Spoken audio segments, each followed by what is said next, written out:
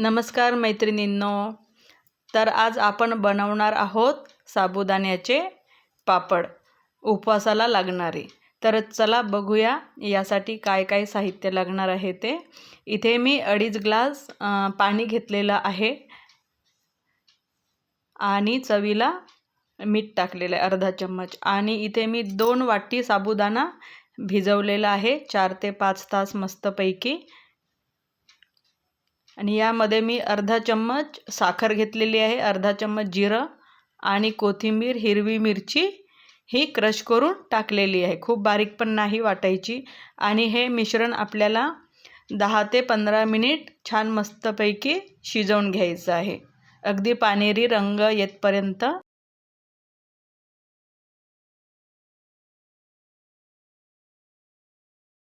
आणि त्यानंतर प्लास्टिकला थोडा तेलाचा हात लावून त्यावरती चम्मचने छोटे छोटे पापड असे पसरवून घ्यायचे आहेत। खूप पातळ पण नको पापड आणि खूप जाड पण नको, या प्रकारे आपल्याला पापड पसरवून घ्यायचे आहेत सगळे चम्मचने। आणि 2 ते 3 दिवस हे पापड सुकवून घ्यायचे आहेत छान मस्तपैकी उन्हामध्ये। तुम्ही जास्त प्रमाणात पण बनवून घेऊ शकता।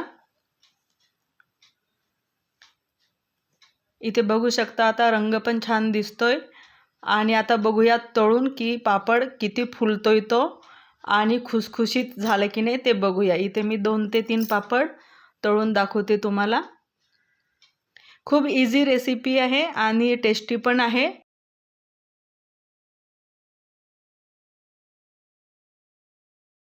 अर्ध्या तासामध्ये ही रेसिपी तुम्ही बनवू शकता। तेल मस्त गरम करून घ्यायचं आहे आणि गरम तेल झाल्यावर लो हीटवर आपल्याला पापड तळायचा आहे। मी पापडाचा थोडा छोटा तुकडा घेतलेला आहे, तो सुद्धा बघा फुललेला आहे। गरम तेल झालं की नाही ते बघण्यासाठी मी छोटा तुकडा टाकलेला आहे सुरुवातीला।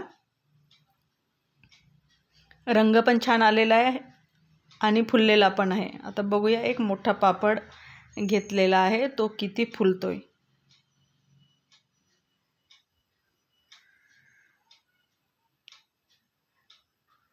बघू शकता तुम्ही किती छान मस्तपैकी तेलामध्ये तळलेला आहे हा, आणि रंग पण छान पांढरा शुभ्र आलेला आहे।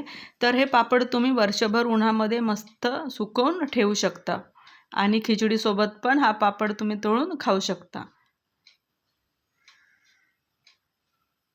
तर ही रेसिपी तुम्हाला कशी वाटली मला नक्की कमेंट करून सांगा।